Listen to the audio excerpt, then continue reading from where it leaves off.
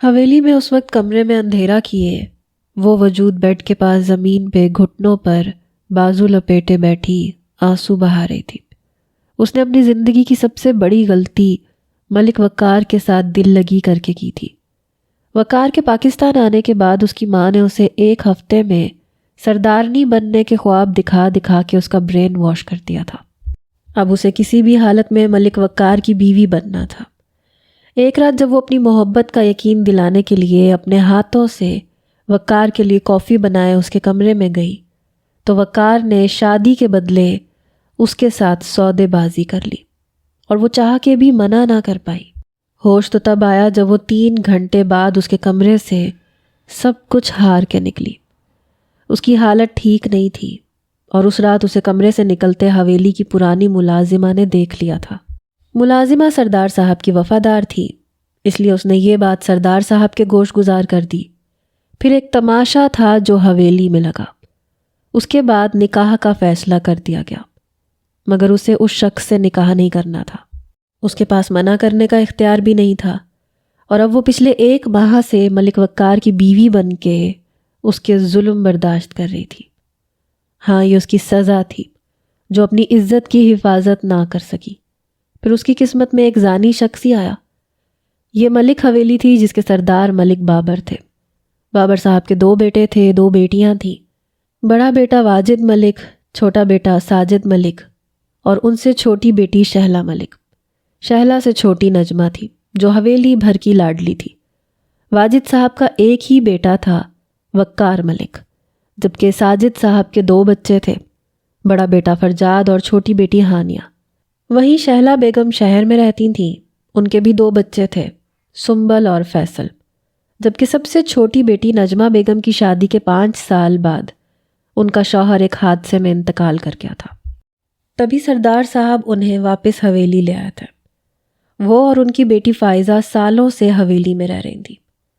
چونکہ وقار بڑا بیٹا تھا، اسے سردار بننا تھا، اسی لیے نجمہ چاہتی تھی کہ فائزہ اور وقار کی شادی ہو جائے۔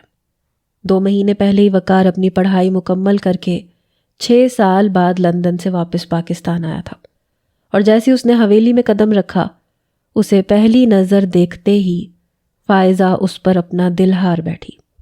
اس نے شاید ہی ساری زندگی میں ایسا خوبصورت مرد دیکھا تھا، مگر وہ نہیں جانتی تھی کہ وقار کس طرح کا کمینہ ہے۔ وقار کی نظر ہر لڑکی پہ تھی۔ اس نے پہلے ہانیہ کو بھی اپنی ہوس کا نشانہ بنانا چاہا تھا، لیکن ہانیہ کی خوش قسمتی تھی کہ وہ بچ گئی۔ ہانیہ اللہ کے زیادہ قریب تھی، اس لیے وہ ایسی محبت اور غیر مردوں سے دوستی نہیں کرتی تھی۔ اس کی 1 مہینہ پہلے ہی سردار صاحب نے شادی کروا دی تھی شہلا بیگم کے بڑے بیٹے فیصل سے۔ وہ تو خوشی خوشی اپنے محرم کے ساتھ اس حویلی سے شہر جا چکی تھی۔ اس نے شکر ادا کیا تھا خدا کا کہ اس طرح سے وہ ایک غیر مرد کی ہوس پرست نظروں سے دور رہی، مگر فائزہ ان سب میں بہت بری طرح سے الجھ کے رہ گئی تھی۔ جب سردار صاحب کو پتہ چلا تو پھر بابر صاحب کا ہاتھ اٹھا اور وقار کے چہرے پر ایک تھپڑ انہوں نے دے مارا۔ انہیں واقعی امید نہیں تھی کہ وقار اس طرح کا گرا ہوا انسان نکلے گا۔ تمہیں اتنے سال ہم نے خود سے دور رکھا کہ چلو کچھ پڑھ آؤ گے، تم پہ اتنے لاکھوں خرچ کر دیے صرف اس لیے کہ تم اچھی طرح سے وکالت کو سمجھو، اس کی ڈگری لو اور کل کو اپنے گاؤں کو سنبھالو، مگر ہم کہاں جانتے تھے کہ تمہارے اندر ہوس کی آگ لگی ہوئی ہے۔ اگر اتنی ہی آگ لگی ہوئی تھی تو تم مجھے بتا دیتے، میں تم دونوں کا نکاح کروا دیتا، مگر تم لوگوں نے ہمیں کہیں بھی سر اٹھا کے جینے کے قابل نہیں چھوڑا۔ اس دن سے وقار ان کی نظروں سے گر گیا تھا۔ فائزہ کے ساتھ ساتھ وہ بھی سردار صاحب کی نظروں سے گر گیا تھا، مگر وہ سردار تھے اور سردار کا فیصلہ تو پتھر کی لکیر ہوتا ہے، اس لیے انہوں نے وقار اور فائزہ کا نکاح کروا دیا۔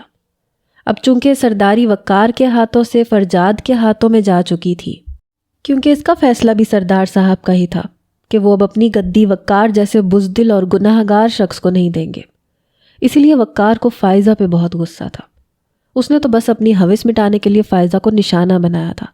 وہ کہاں جانتا تھا کہ یہ لڑکی تو گلے کا ڈھول بن جائے گی، اس لیے اب وہ شوہر ہونے کے بعد تو اس پر اپنی وحشت اور ہوس مزید انڈیلنے لگتا۔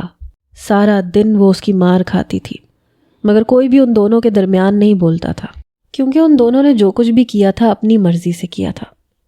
سردار صاحب تو آنکھیں بند کر گئے تھے، ان کے لیے وہ دونوں حویلی میں رہے نہ رہے ایک برابر تھا، اور نجمہ بیگم تو اپنی بیٹی کی اس حرکت پر کہیں بھی نظر اٹھا کے جینے کے قابل بھی نہیں رہی تھی۔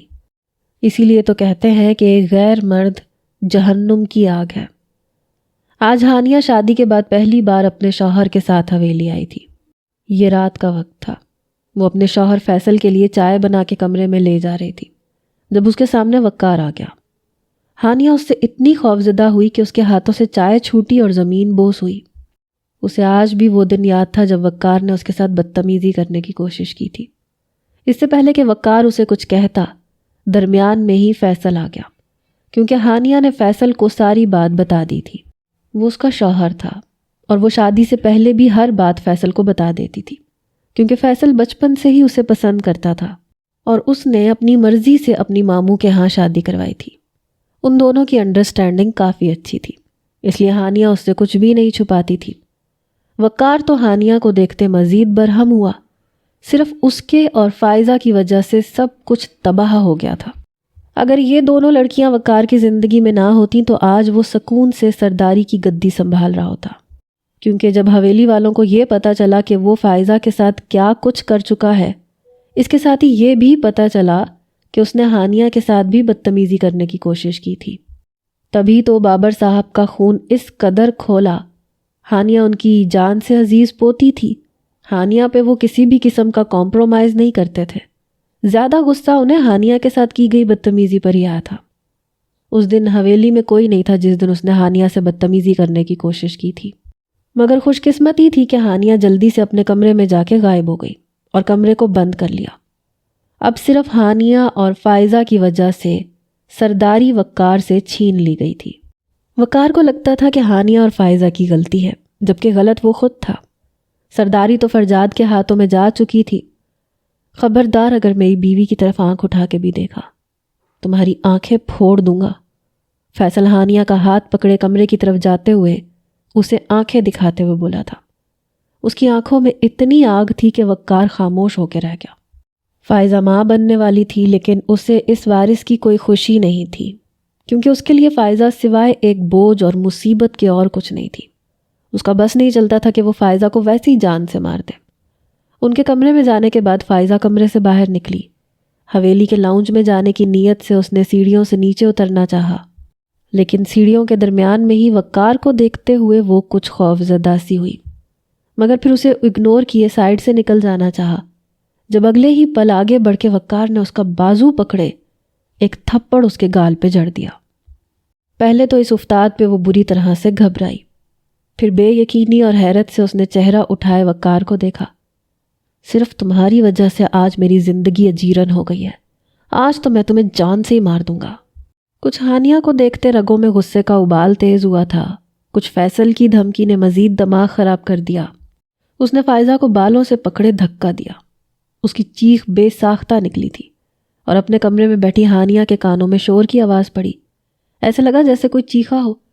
ہانیہ نے پہلے تو اپنا وہم سمجھا، مگر اس کی نظر پھر دروازے تک گئی۔ فیصل واش روم میں بند تھا۔ وہ کچھ پریشان سی ہوئی، آواز مسلسل آ رہی تھی۔ کچھ لمحے مزید سرکے، اس کے کانوں میں اب بھی شور کی آوازیں آ رہی تھیں جیسے کوئی چیخ رہا ہو۔ وہ یہ آوازیں سن کے مضطرب ہوئی۔ وہ اپنا دوپٹہ پکڑتی ہوئی اٹھی، سر پہ حجاب لیا اور کمرے کا دروازہ کھولتی ہوئی باہر نکل آئی۔ وہ ان آوازوں کی سمت متوجہ تھی۔ وہ چند قدم چل کے سیڑھیوں کی طرف آئی تو سامنے کا منظر دیکھ کے اس کے حلق سے ایک چیخ برآمد ہوئی۔ یہ چیخ اتنی اونچی تھی کہ اپنے کمرے میں بیٹھے فرجاد اور واش روم سے باہر نکلتے فیصل نے بھی سنی۔ وہ بھاگتی ہوئی سیڑھیوں کی طرف آئی۔ تیسری منزل کی سیڑھیوں میں فائزہ گری ہوئی تھی اور وقار مسلسل اس پر چیخ کے غصہ نکال رہا تھا۔ اس نے دیکھا کہ فائزہ کا سر پھٹ چکا تھا اور وہ اپنے پیٹ پہ ہاتھ رکھے تکلیف سے تڑپ رہی تھی۔ ہانیہ فوراً فائزہ کی طرف بڑھی۔ فائزہ آپی، آپ ٹھیک تو ہیں؟ کیا ہوا آپ کو؟ ہانیہ کی آواز سن کے وہ دونوں اس کی طرف متوجہ ہوئے۔ ہانیہ، میرا بچہ، وہ درد سے تڑپتی ہوئی بولی۔ یہ سن کے ہانیہ کو اپنا کلیجہ چرتا ہوا محسوس ہوا۔ وقار نے آگے بڑھ کے دوبارہ اس پہ ہاتھ اٹھانے کی کوشش کی۔ ہانیہ نے ایک ہی جست میں اسے فائزہ سے دور دھکا دیا۔ کیا کر رہے ہو؟ انسان ہو یا حیوان؟ خبردار ان کے قریب آئے تو۔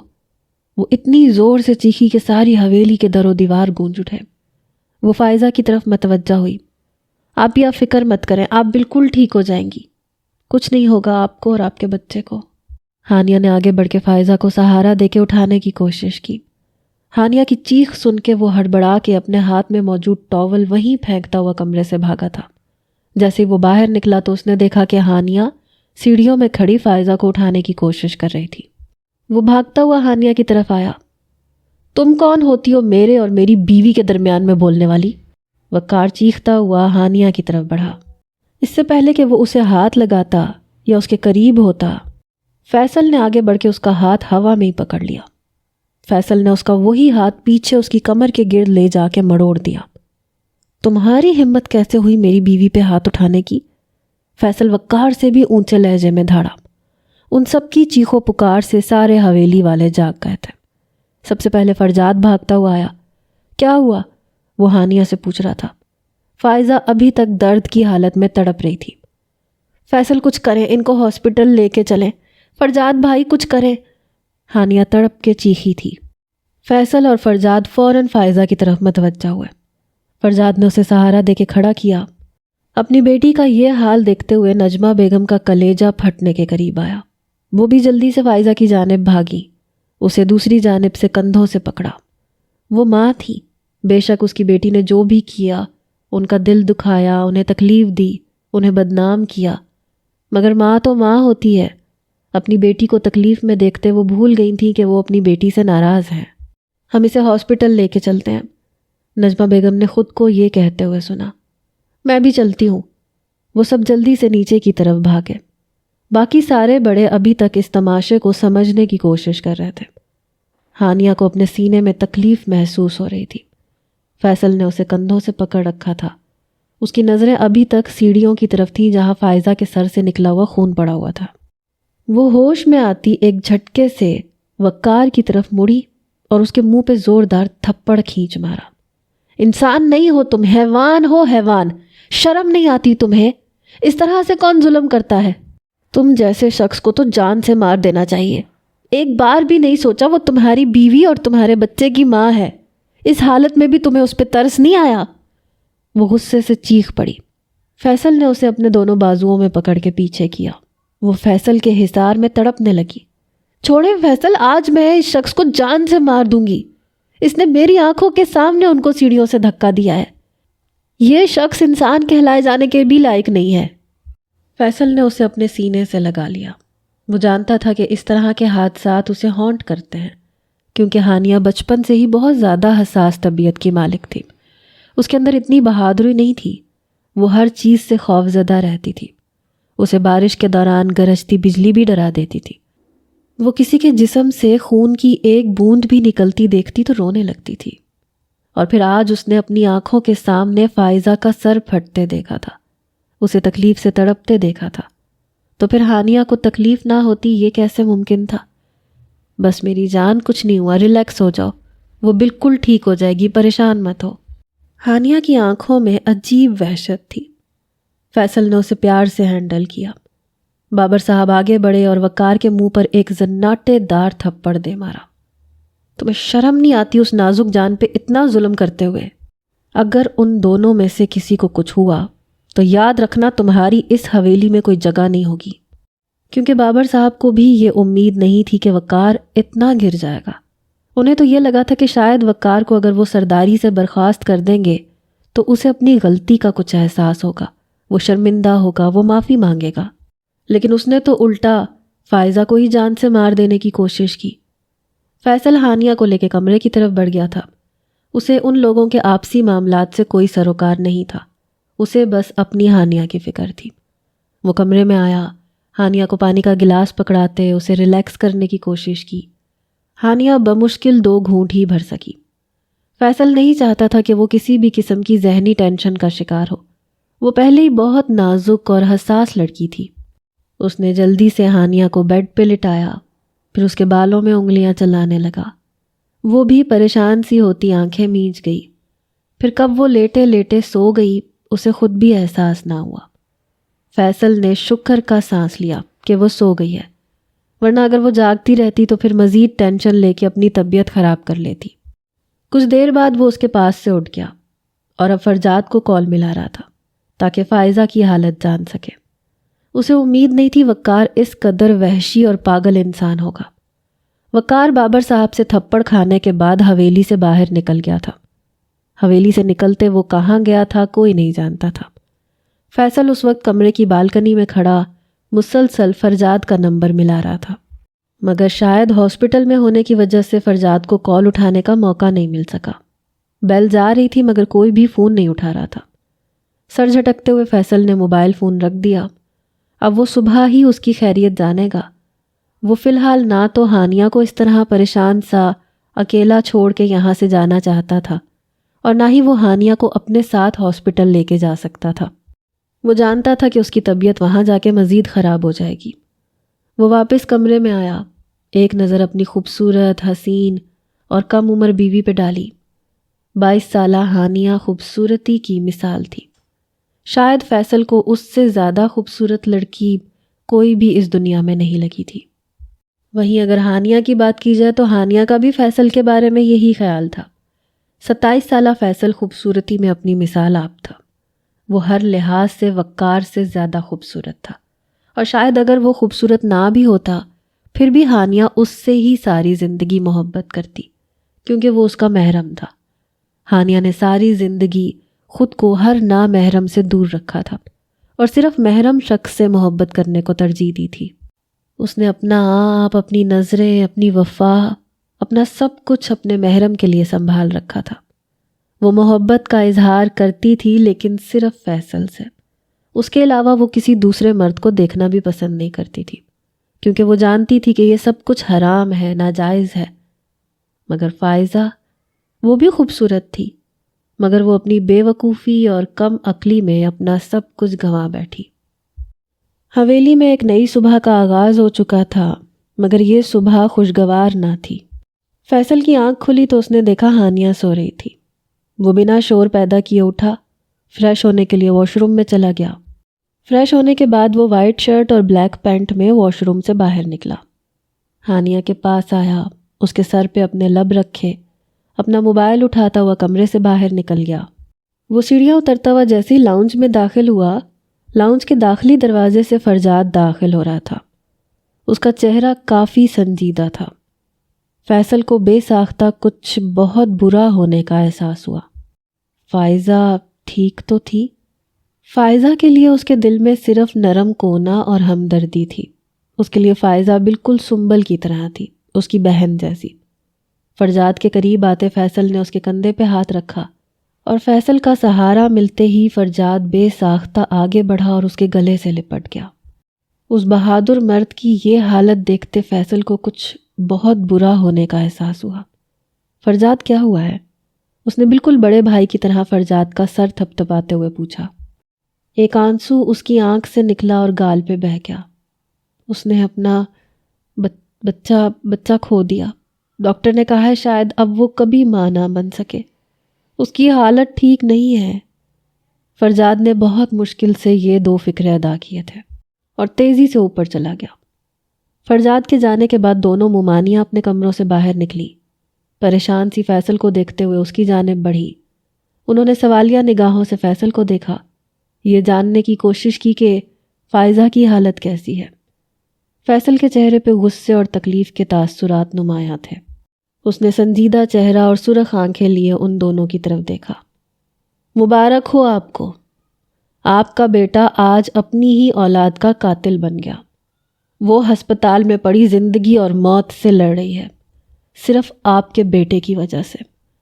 وہ سعدیہ ممانی کو دیکھ کر اتنی اونچی آواز میں گرجا کہ سیڑھیوں پہ کھڑی ہانیہ کو حویلی کی عمارت اپنے سر پہ گرتی ہوئی محسوس ہوئی۔ اس نے سانس لینے کی کوشش کی مگر لے نہ پائی۔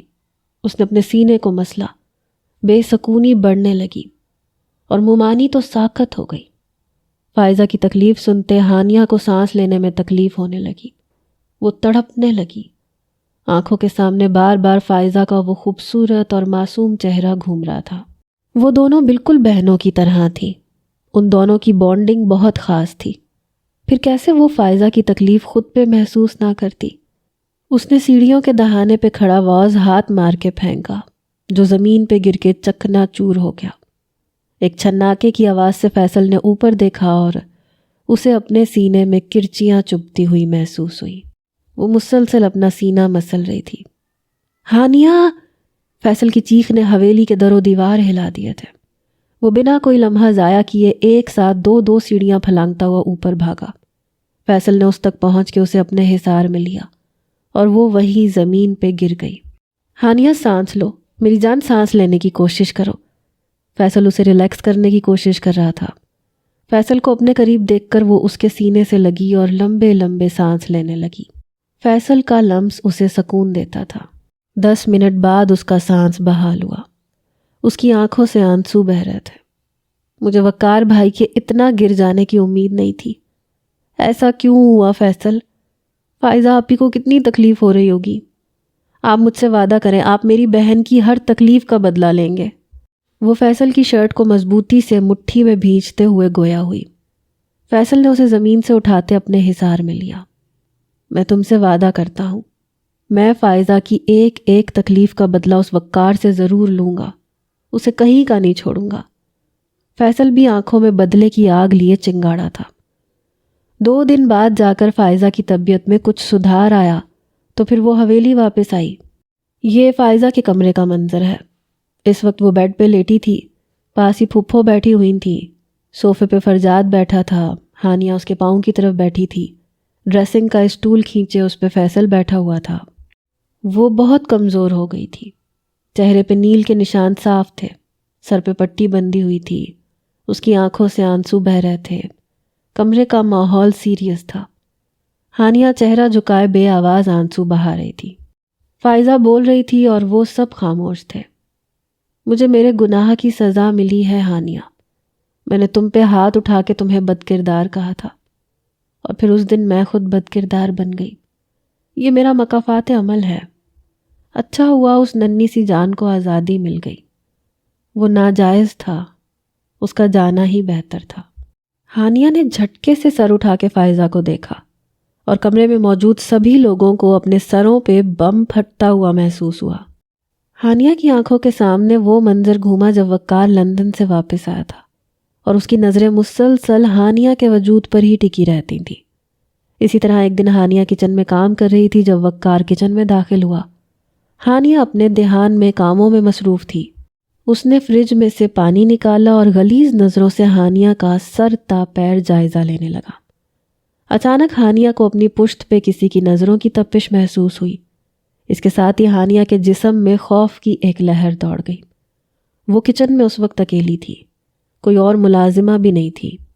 دوپٹہ ہمیشہ کی طرح حجاب اسٹائل میں سر پہ تھا۔ ہیلو ڈیئر کزن، وقار کی آواز بالکل ہانیہ کو اپنی کمر پہ محسوس ہوئی۔ وہ یقیناً اس کے پیچھے بہت قریب کھڑا تھا۔ خوف سے ہانیہ کے جسم کی ہڈی میں سنسناہٹ دوڑ گئی۔ اس نے دل میں خدا سے اپنی حفاظت کی دعا کی اور ایک جھٹکے سے دائیں طرف کی سائیڈ سے نکلتی دور کھڑی ہو گئی۔ وقار اس کی اس قدر تیزی پہ حیران اور اس کی اس حرکت پہ اندر تک جل گیا تھا، مگر بظاہر مسکرا کے بولا، کیا تم بولتی نہیں ہو؟ کم سے کم میری ہائے کا ہی جواب دے دیتی۔ وہ جب سے آیا تھا اس نے ہانیہ کو بولتے ہوئے نہیں دیکھا تھا، نہ ہی اس کی آواز سنی تھی۔ اس سے پہلے کہ وہ دوبارہ ہانیہ کی طرف قدم بڑھاتا، ہانیہ بولی، آپ کو کچھ چاہیے تھا وقار بھائی؟ اس کی آواز سن کے وقار کی آنکھوں میں مزید کمینگی ابھری، مگر بھائی کا لفظ سن کر وہ بہت بدمزہ ہوا۔ اس کی آواز بہت خوبصورت تھی۔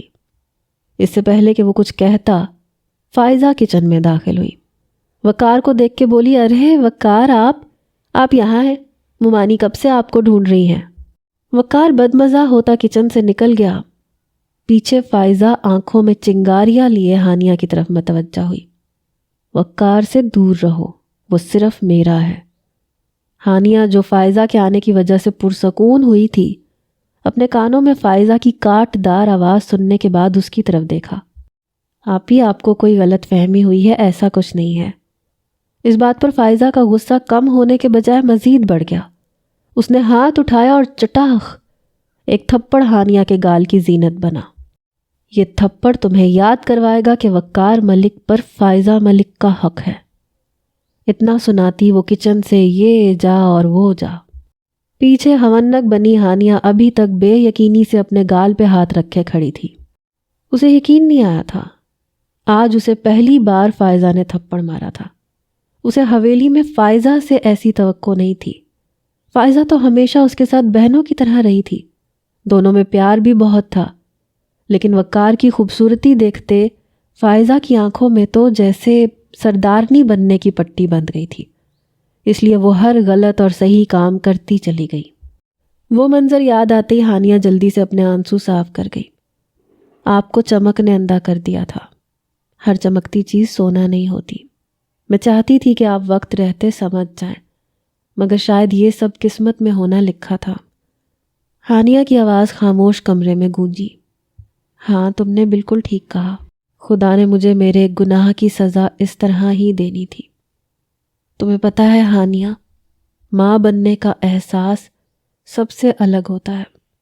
ایک عورت چاہ کر بھی اس وجود سے نفرت نہیں کر پاتی جو اس کے اندر پل رہا ہوتا ہے۔ مجھے بھی اس نازک جان سے محبت ہو گئی تھی، مجھے اسے کھونے سے ڈر لگتا تھا ہانیہ، اور میرا یہ ڈر جیت گیا۔ میں خالی ہاتھ رہ گئی ہانیہ۔ وہ روتے ہوئے بولی، ماں تو ماں ہوتی ہے، جیسی بھی ماں ہو، پھر چاہے وہ فائزہ ملک ہی کیوں نہ ہو۔ ماں کو اولاد سے اتنی ہی محبت ہوتی ہے کہ وہ اپنی جان بھی قربان کر دیتی ہے۔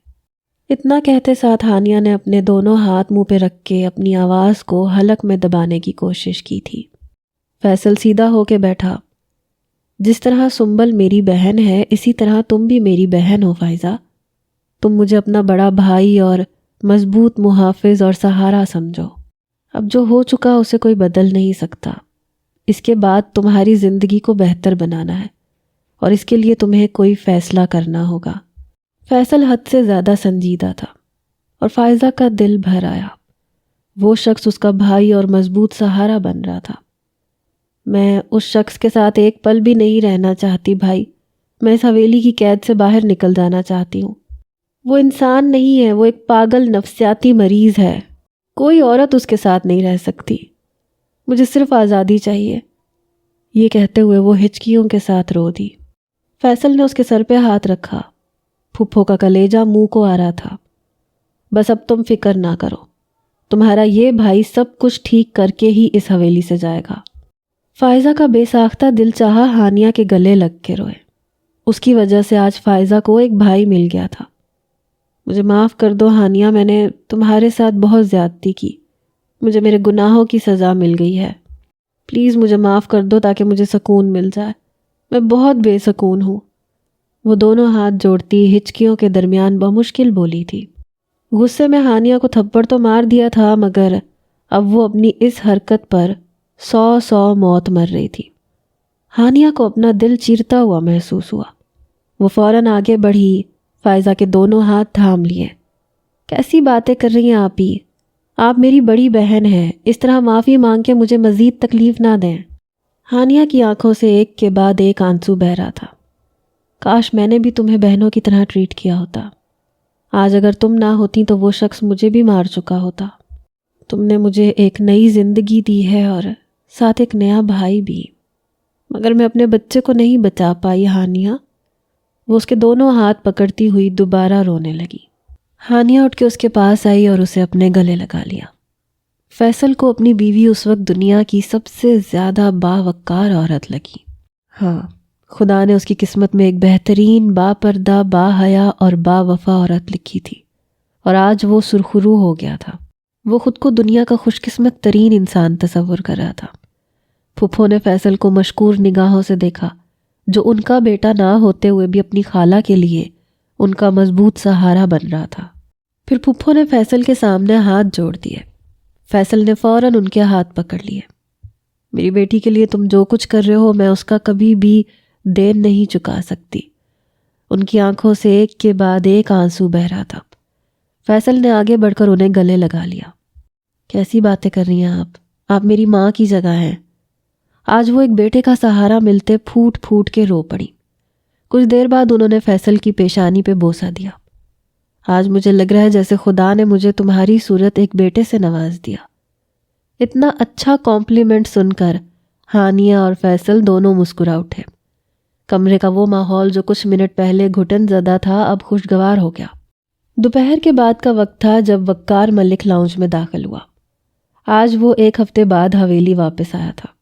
اس سے پہلے وہ لاؤنج پار کر کے سیڑھیاں چڑھتا، فیصل کی آواز نے اس کے قدم روک دیے۔ رک جاؤ وقار ملک۔ وہ نہ جانے کہاں سے نمودار ہوا اور وقار ملک کے سامنے آ کے کھڑا ہو گیا۔ فیصل نے لاؤنج کی ایک کرسی کھینچی اور اسے وقار ملک کے پاس لا کے چھوڑ دیا۔ بیٹھ جاؤ، جب تک تمہارے سارے حساب نہیں ہو جاتے تم اس لاؤنج کو پار نہیں کر سکتے، فیصل نے ٹھنڈے ٹھار لہجے میں کہا۔ وقار کو اس کی آنکھوں سے عجیب سا خوف اور وحشت محسوس ہوئی کہ وہ ایک لفظ بھی حلق سے نہ نکال پایا۔ فیصل نے کچن میں موجود ملازمہ کو مخاطب کیا۔ حویلی کے سارے افراد کو لاؤنج میں آنے کا پیغام دیں۔ میرا حکم ہے کہ اگلے 10 منٹ میں حویلی کا ہر فرد یہاں موجود ہو۔ ملازمہ سر ہلاتی ہوئی حکم پر عمل کرتی چلی گئی۔ اگلے 10 منٹ میں سارے لاؤنج میں جمع ہو چکے تھے۔ فائزہ جو نجمہ پھپھو کے کمرے میں ان کے ساتھ شفٹ ہو گئی تھی، ہانیہ اور سنبل اسے سہارا دے کے لائیں۔ اسے لاؤنج میں صوفے پہ بٹھا دیا۔ فیصل اور وقار دونوں لاؤنج کے عین بیچوں بیچ آمنے سامنے 2 کرسیوں پہ بیٹھے تھے۔ دونوں تایا تائیاں سامنے صوفوں پہ بیٹھے تھے۔ ڈبل صوفے پہ فائزہ کے پاس پھپھو بیٹھی تھی۔ لاؤنج میں مکمل خاموشی تھی۔ ہر فرد صرف ان دونوں کی طرف نظریں جمائے بیٹھا تھا۔ سب فیصل کے بولنے کے منتظر تھے۔ فیصل نے ایک نظر ہانیہ کو دیکھ کے اشارہ کیا۔ وہ سر ہلاتی پھپھو کے کمرے کی طرف چلی گئی۔ فیصل اٹھا اور ایک چھوٹا میز لا کر اپنے اور وقار کی کرسی کے درمیان میں رکھ دیا۔ پھر کسی بادشاہ کی طرح ٹانگ پہ ٹانگ چڑھا کے بیٹھا۔ وقار مضطرب بیٹھا تھا۔ پھر آخرکار لاؤنج کی اس خاموشی کو فیصل کی آواز نے توڑا۔ یہ فیصلے کا وقت ہے وقار ملک۔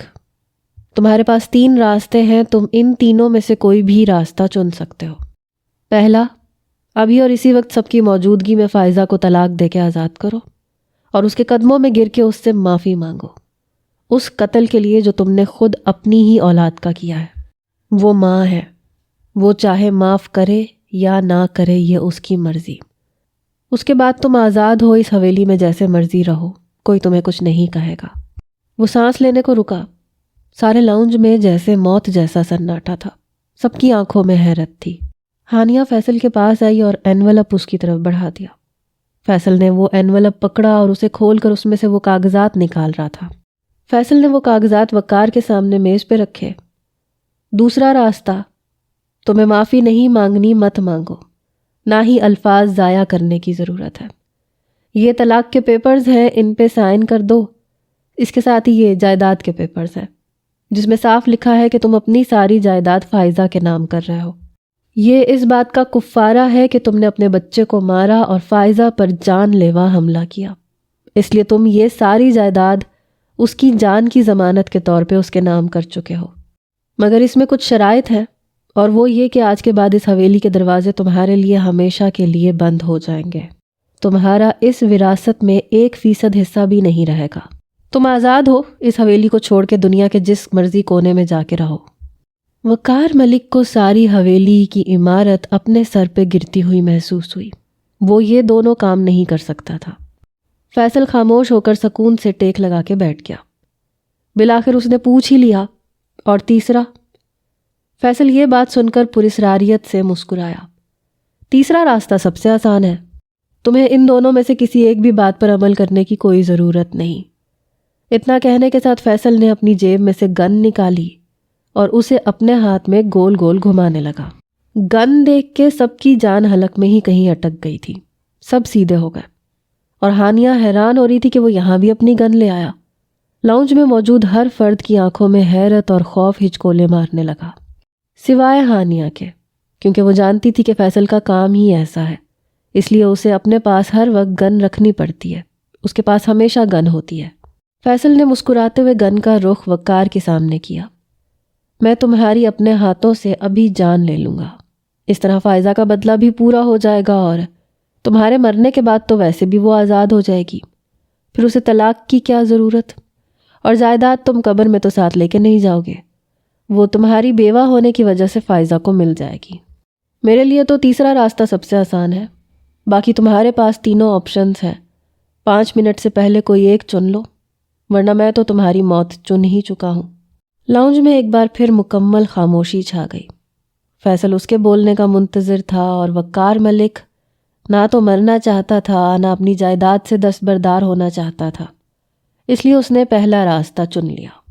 فیصل نے اسے بے بس کر کے رکھ دیا تھا۔ وہ اٹھا اور قدم قدم چلتا ہوا فائزہ کی طرف آیا۔ فائزہ کو خوف محسوس ہوا۔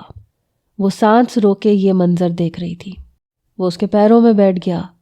وہ وقار ملک جو بہت مغرور اور متکبر تھا، آج فیصل نے اس کی انا کو پاش پاش کر دیا۔ مجھے معاف کر دو، میں نے ہمارے بچے کی جان لے لی۔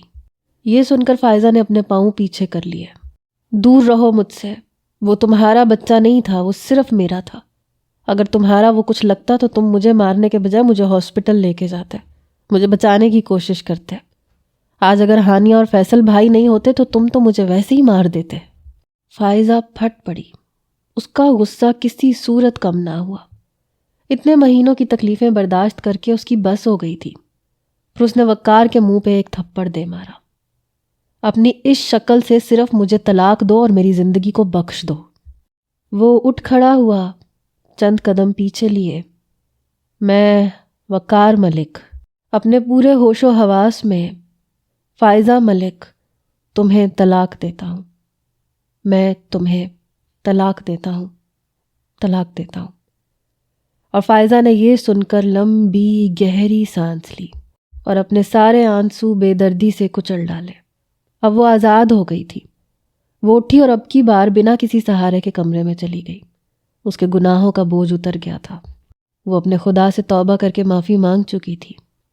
فیصل پرسکون بیٹھا تھا، اور دونوں تایا کسی ہارے ہوئے شخص کی طرح۔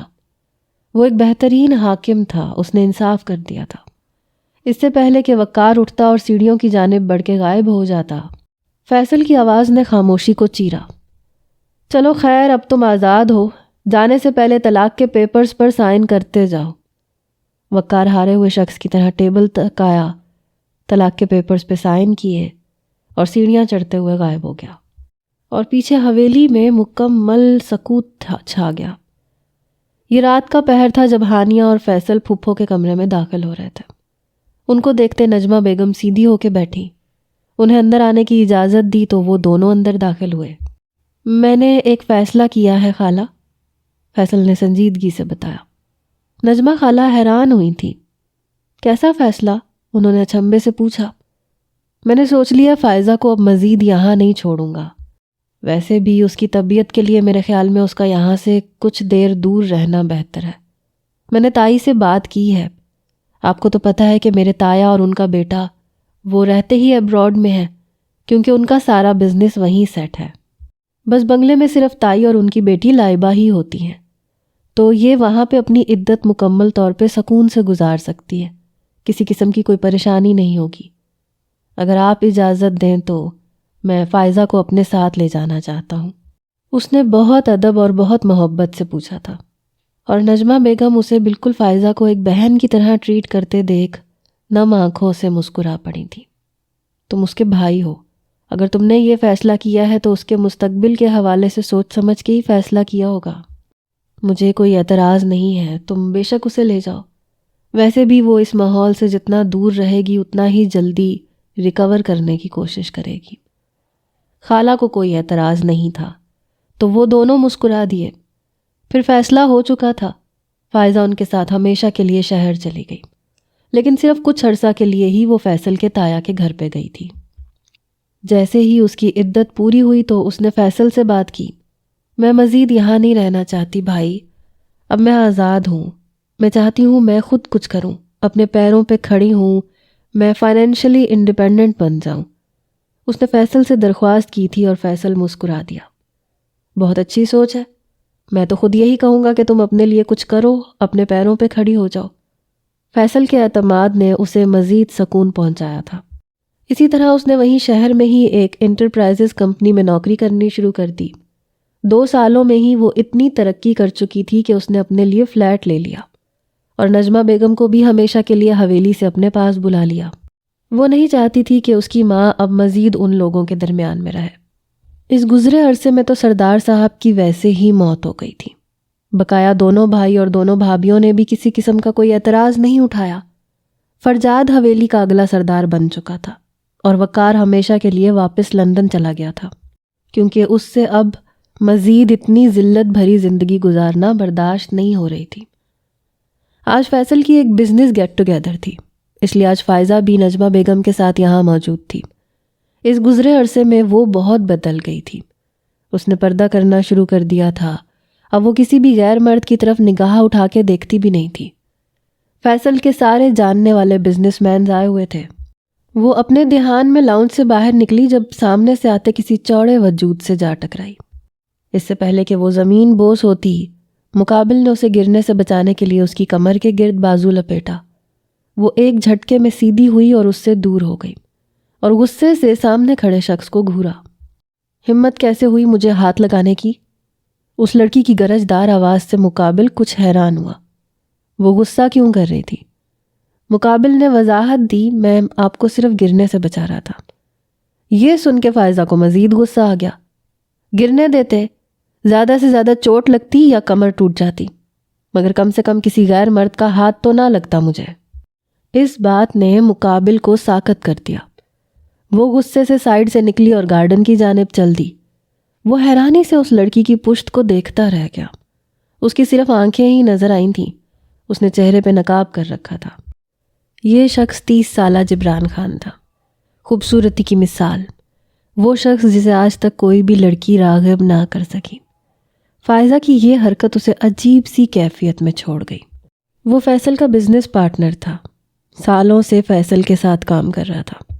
آج بھی وہ فیصل کی گیٹ ٹوگیدر میں حصہ لینے کے لیے آیا تھا۔ جب فائزہ غلطی سے اس سے آ ٹکرائی، وہ حیران رہ گیا کہ یہ لڑکی کون تھی۔ نجمہ بیگم، جنہوں نے کچھ فاصلے سے کھڑی فائزہ اور جبران کی تکرار دیکھی اور سن لی تھی، وہ اس کے پاس آئیں اور فائزہ کے رویے کی معذرت کی۔ وہ حیران تھا، وہ اس رویے کی وجہ جاننا چاہتا تھا، تو نجمہ بیگم سے پوچھ ہی لیا، اور نجمہ بیگم نے بھی اسے فائزہ کی زندگی کی ساری کہانی سنا دی۔ اسے اس لڑکی کی قسمت پر افسوس ہوا، مگر اچھا لگا کہ وہ باحیا بن گئی تھی۔ اس وقت وہ دونوں گارڈن میں کرسیوں پہ آمنے سامنے بیٹھی تھیں۔ میں نے اپنی زندگی کا مقصد حاصل کر لیا ہانیہ، اور یہ بھی جان گئی کہ تم کتنی صحیح تھی۔ عورت کا مطلب خود کو چھپا کے رکھنا ہوتا ہے۔ اچھی عورت وہ ہے جو ہر غیر مرد سے پردہ کرے۔ تم نے ہمیشہ اپنی عزت کی حفاظت کی۔ تمہاری زندگی نے مجھے بہت اچھا سبق دیا۔ اب میں دین کی طرف راغب ہو گئی ہوں۔ امید ہے کہ خدا میرے گناہ معاف کر دے گا۔ ہانیہ مسکرا کے سن رہی تھی، پھر جواب میں بولی، میں نے اپنی زندگی میں اپنے شوہر سے محبت کی کیونکہ محرم سے محبت جائز ہے۔ نا محرم وہ آگ ہے جو ہمیں راکھ کر دیتی ہے۔ ایک عورت کو اپنے شوہر کی وفادار اور اس کی عزت کی حفاظت کرنے والی ہونا چاہیے۔ اگر وہ باحیا اور با وفا ہو تو خدا اسے بہترین شوہر سے نوازتا ہے۔ ہانیہ نے گردن موڑ کے فیصل کی طرف دیکھا تھا، جو اپنی 1.5 سال کی بیٹی کو گود میں اٹھائے ایک سائیڈ پہ کھڑا اپنی بیٹی کی حرکتوں پہ مسکرا رہا تھا۔ ہانیہ کی آنکھوں میں نمی ابھری۔ وہ دوبارہ فائزہ کی طرف دیکھ کے گویا ہوئی، میں خود کو بہت خوش نصیب سمجھتی ہوں کہ مجھے خدا نے اتنا اچھا شوہر دیا ہے۔ میں اپنی زندگی میں خوش اور مطمئن ہوں۔ خدا نے مجھے اپنی عزت کی حفاظت کرنے کا بہت اچھا پھل دیا۔ مجھے خوشی ہے کہ آپ نے خود کو بہتر بنا کے زندگی کی طرف قدم بڑھایا ہے۔ اب آپ کو شادی کر لینی چاہیے۔ زندگی کی خوشیوں پہ آپ کا بھی حق ہے۔ فائزہ کی آنکھوں میں کرب ابھرا۔ مجھ جیسی بد کردار لڑکی سے کون شادی کرے گا ہانیہ؟ اور پھر شاید میں کبھی ماں بھی نہ بن پاؤں۔ یہ میرے گناہوں کی سزا ہے جو مجھے ساری زندگی برداشت کرنی ہے۔ ہانیہ کو دکھ ہوا۔ ہو سکتا ہے کوئی اچھا انسان ہو جو آپ کو سب سچ جاننے کے بعد بھی سچے دل سے اپنا لے۔ خدا نے آپ کو جو سزا دی ہے، ہو سکتا ہے اب اس کے ختم ہونے کا وقت آ گیا ہو۔ ہانیہ مسکرا کے بولی۔ فائزہ نے نفی میں سر ہلا کے گردن موڑی تو اس کی نظر سیدھا جبران سے ٹکرائی، جو اسے ہی دیکھ رہا تھا۔ اچانک اس کا دل تکلیف سے بھر گیا۔ وہ ہر چیز سے بیزار ہو گئی۔ اسے کچھ بھی اچھا نہیں لگ رہا تھا، اس لیے اٹھی اور اندر چلی گئی۔ جبران نے افسوس سے اس کی پشت کو دیکھا اس کی آنکھوں میں وہ صاف تکلیف دیکھ چکا تھا۔ وہ ایک ہفتہ فائزہ کے بارے میں ہی سوچتا رہا۔ سمجھ نہیں آ رہی تھی بنا کسی لڑکی کو دیکھے صرف اس کی آنکھوں سے کیسے کسی کو عشق ہو سکتا ہے۔ اس نے فائزہ کی آنکھوں میں حیا دیکھی تھی۔ شاید وہ پہلے اپنی زندگی میں بہت ساری غلطیاں کر چکی تھی، مگر اس دن جب جبران نے اس کی آنکھوں میں دیکھا تو اسے صرف حیا اور وفا نظر آئی تھی۔ وہ فیصلہ کر چکا تھا کہ وہ لڑکی جیسی بھی ہوگی وہ اس سے شادی کرے گا۔ وہ خود حیران تھا، وہ بنا اس لڑکی کو دیکھے کیسے اس سے شادی کے بارے میں سوچ سکتا ہے، مگر دل اور دماغ دونوں میں جنگ چھڑی ہوئی تھی، اور وہ اپنے دل کی مان چکا تھا، کیونکہ دل کبھی بھی کسی بھی وقت کسی پہ بھی آ جاتا ہے، اور جب آ جاتا ہے تو ایسا آتا ہے کہ انسان کے دماغ کو مفلوج کر دیتا ہے۔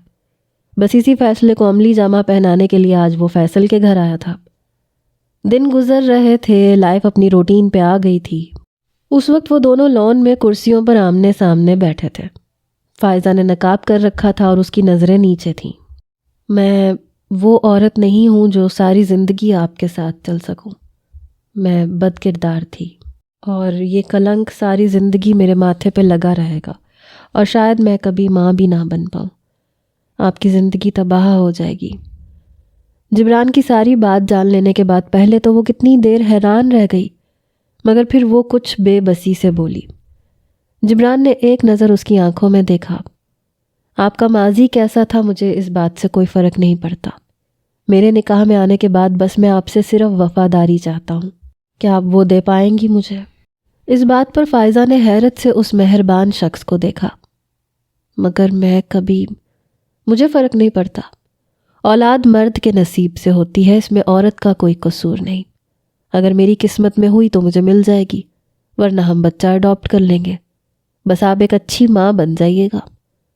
اور فائزہ کی آنکھوں سے ایک کے بعد ایک آنسو گرنے لگا۔ وہ کچھ کہنے کے قابل نہ ہو سکی۔ اسے یقین نہیں آ رہا تھا کہ کوئی شخص اتنا اچھا بھی ہو سکتا ہے۔ زندگی میں اس نے جو کچھ کیا تھا اس کے بعد اسے امید نہیں تھی کہ کسی نیکی کی طرح کوئی شخص اس کی زندگی میں آئے گا اور اسے اس طرح اپنانے کے بارے میں سوچے گا، ورنہ وہ تو بد کردار تھی، اور یہ بد کرداری کا ٹھپا ساری زندگی اس کے وجود پر اپنی مہر کے ساتھ رہنے والا تھا۔ بہت دیر کے بعد وہ کچھ کہنے کے قابل ہوئی۔ آپ فیصل بھائی سے بات کر لیں، وہ میرے سرپرست ہیں، وہ جو فیصلہ کریں گے مجھے منظور ہوگا۔ جبران نے اس بات میں سر ہلایا اور وہ بس بات کو یہیں ختم کیے اندر کی طرف بڑھ گئی، مگر جبران اس کی پشت کو دیکھتے ہوئے مختلف سوچوں کا شکار تھا۔ اسے اپنی زندگی میں ایک وفادار اور با حیا لڑکی چاہیے تھی، اور یہ لڑکی اسے دل و جان سے پسند آئی تھی۔ یہ فیصل کے آفس کا منظر تھا۔ وہ دونوں اس وقت میٹنگ کے اہم پوائنٹس ڈسکس کر رہے تھے۔ ساری تفصیلات کے بعد جبران اپنے دل کی بات کہنے کے در پہ آیا۔ مجھے تم سے بہت ضروری بات کرنی ہے فیصل۔ اس بار اس نے کچھ سنجیدگی سے مخاطب کیا۔ فیصل چونکا، پھر ایک نظر جبران کو دیکھا۔ ہاں بولو، کیا بات کرنی ہے؟ اسے بات کرنے کی اجازت دی۔ 2 دن پہلے میں فائزہ سے ملنے کے لیے گیا تھا۔ فائزہ کے ذکر پر فیصل بے حد حیران ہوا تھا۔ اس کی آنکھوں کی حیرت پڑھتے ہوئے خود ہی جبران نے وضاحت دی۔ میں ان سے شادی کرنا چاہتا ہوں، لیکن اس کا کہنا ہے کہ اگر تم رشتے کے لیے رضامند ہوگے تو ہی وہ مجھ سے شادی کرے گی۔ بیسیکلی میں فائزہ کا بھائی ہونے کی حیثیت سے تم سے تمہاری بہن کا ہاتھ مانگتا ہوں۔ کیا تم اپنی بہن کی شادی مجھ سے کروانے کے لیے تیار ہو؟ جبران نے بنا کسی لگی لپٹی کے سیدھے مدعے کی بات کی تھی۔ کتنی ہی دیر فیصل حیران رہا، پھر اس کے لبوں کو ایک گہری مسکراہٹ نے چھوا۔ میں پہلے فائزہ سے اس بارے میں بات کروں گا، اگر اس کی رضامندی ہوئی تو ہم اس رشتے کو مزید بڑھائیں گے، لیکن اس سے پہلے میں تمہیں بتانا چاہوں گا کہ فائزہ کا ماضی بہت بھیانک رہا ہے۔ آخری بات فیصل نے کافی سنجیدگی سے کہی تھی۔ جبران کے چہرے پہ کوئی تاثر نہیں آیا۔ وہ ساری بات میں جانتا ہوں، ان کی والدہ مجھے ساری بات بتا چکی ہیں، اور میں فائزہ کو اس کے ہر عیب سمیت اپنانے کے لیے تیار ہوں۔ وہ کافی سنجیدگی سے بولا تھا، اور اس بات پر فیصل نے بے حد بے یقینی سے جبران کو دیکھا۔ وہ شخص جو کبھی بھی اپنے ڈریس پر سلوٹوں کو برداشت نہیں کرتا، آج وہ ایک ایسی لڑکی کو بیوی بنانے کے لیے تیار تھا جس کا ماضی بہت بھیانک تھا۔ فیصل حیران نہ ہوتا یہ ناممکن سی بات تھی۔ ٹھیک ہے، میں فائزہ سے بات کر لوں، پھر ہم لوگ گھر میں اس بارے میں مزید تفصیلات سے بات کریں گے۔ فیصل نے گویا بات ہی ختم کر دی۔ جبران نے سنجیدگی سے اس بات میں سر ہلایا، مگر فیصل کے دماغ میں اب فائزہ سے بات کرنے کی بات چل رہی تھی۔ اسے ایک بار تو فائزہ کی رضامندی جان لینی چاہیے۔ وہ نہیں چاہتا تھا کہ فائزہ ایک بار پھر کسی تکلیف، کسی مصیبت یا کسی کمپرومائز کی دلدل میں چلی جائے۔ وہ دونوں اس وقت لاؤنج میں بیٹھے ہوئے تھے۔ ہانیہ کچن میں تھی، نجمہ پھپھو اپنے کمرے میں آرام کر رہی تھیں۔ ہانیہ ان دونوں کے لیے چائے بنا رہی تھی۔ دیکھو فائزہ، جو کچھ پہلے ہو چکا اسے بھول کر تم ایک نئی زندگی شروع کر چکی ہو، جو کہ بہت اچھی بات ہے، لیکن پھر وہی بات کہ تم کیا چاہتی ہو وہ زیادہ اہم ہے۔ اگر تم جبران سے شادی کرنے کے لیے تیار ہو تو ہی میں تمہاری شادی جبران سے کرواؤں گا۔ اگر تم چاہتی ہو کہ ایک ایسا شخص جو تمہارا ماضی اور تمہارے تمام حالات جان لینے کے بعد تمہیں اپنی عزت، اپنی بیوی بنانا چاہتا ہے، تو میرے خیال سے تمہیں شادی کر لینی چاہیے، لیکن یہ صرف میری طرف سے ایک مشورہ ہوگا۔ باقی تمہیں اپنی مرضی کی پوری اجازت ہے، جیسے تم چاہو گی ویسا ہی ہوگا۔ میں تم پہ کسی بھی قسم کی کوئی زور زبردستی نہیں کرنا چاہتا۔ تم میری بہن ہو، میرے لیے تم سنبل سے بالکل بھی کم نہیں ہو۔ فیصل نے اسے ایک بار پھر مان دیا تھا کہ فائزہ نم آنکھوں سے مسکرا پڑی۔ مجھے کوئی اعتراض نہیں ہے بھائی، میں نے اس بارے میں کافی سوچا ہے۔ مجھے لگتا ہے کہ ہانیہ ٹھیک کہتی ہے۔ اس کا کہنا ہے کہ مجھے شادی کر لینی چاہیے، وہ بھی ایسے انسان سے جو مجھے میرے تمام عیبوں سمیت قبول کرنے والا ہو۔ تو پھر جبران جیسے شخص میں کوئی برائی نہیں ہے۔ میں دل سے اس رشتے کے لیے رضامند ہوں۔ وہ گہرائی سے بولتی ہوئی مسکرائی تھی اور فیصل بھی مسکرا دیا تھا۔ خدا تمہیں ہمیشہ خوش رکھے۔ اس نے مان سے فائزہ کے سر پہ ہاتھ رکھے دعا دی۔ فائزہ مسکرا دی۔ فائزہ کا مثبت جواب جان لینے کے بعد جبران دل سے خوش تھا۔ ایک ایسا شخص جس کے پاس دنیا کی ہر آسائش ہے، بے شمار دولت ہے، لیکن اسے آج تک کوئی بھی لڑکی بھا نہیں سکی۔ اسے ایک ایسی وفادار اور باحیا لڑکی چاہیے تھی۔ شروع سے اس کی نیت اور اس کی خواہش تھی کہ اس کی بیوی بہت خوبصورت ہو، با کردار ہو، مگر کہتے ہیں دنیا میں کچھ بھی پرفیکٹ نہیں ملتا۔ اگر آپ پرفیکٹ کی تلاش میں رہیں گے تو پھر آپ ہر وہ چیز کھو دیں گے جو آپ کے لیے خدا نے بہتر طریقے سے آپ کو نوازی ہے۔ ہاں، اگر کسی انسان کو اس کے تمام عیبوں سمیت اپناؤ تو پھر تم پرفیکٹ انسان ہو اس کا۔ اور فائزہ کا بہت سادگی سے نکاح ہو گیا۔ فائزہ کا کہنا تھا کہ وہ نکاح سادگی سے چاہتی ہے۔ جبران نے فائزہ کی خواہش کی پیروی کی۔ اس نے کہا کہ جیسا فائزہ چاہتی ہے ویسا ہی ہوگا۔ نکاح کے بعد وہ فائزہ کو اپنے ساتھ لیے خان ہاؤس آ گیا۔ تب فائزہ پر انکشاف ہوا کہ جبران کے والدین سالوں پہلے ایک کار حادثے میں انتقال کر گئے تھے۔ خان ہاؤس بہت خوبصورت اور بہت بڑا محل تھا، اور اس سارے محل کا مالک صرف جبران خان تھا۔ وہ جبران کی پرسنالٹی سے امپریس ہوئے بنا نہ رہ سکی۔ اس کا سلوک، رویہ تمام ملازمین کے ساتھ بھی بہت اچھا تھا۔ بس وہ اپنی چیزوں اور اپنی نفاست پر کسی قسم کا کوئی کمپرومائز نہیں کرتا تھا۔ لیکن آہستہ آہستہ فائزہ اس کے رنگ میں ڈھلتی گئی۔ وہ اچھا شوہر ثابت ہوا تھا۔ کبھی بھی فائزہ کو اس کے ماضی کے حوالے سے پریشان نہیں کیا تھا، نہ کبھی کوئی طعنہ دیا۔ بے شک بہترین وہ مرد ہوتا ہے جو اپنی عزت اپنی بیوی کے ساتھ حسن سلوک کرے، اسے کبھی بھی اس کے ماضی کے حوالے سے کوئی طعنہ نہ دے جس سے اس کی دل آزاری ہو۔ فائزہ یہاں آ کے بہت پرسکون ہو گئی تھی۔ وہ اسے اس طرح پرسکون دیکھتے اس کی ماں نجمہ بیگم بھی بہت خوش تھیں۔ ایک لمبے عرصے بعد ان کی بیٹی اپنی زندگی میں خوش رہنے لگی تھی۔ جبران کا زیادہ وقت دفتر میں ہی گزرتا تھا، لیکن جب وہ گھر واپس آ جاتا تھا تو پھر اسے فائزہ اپنی آنکھوں کے سامنے چاہیے ہوتی تھی۔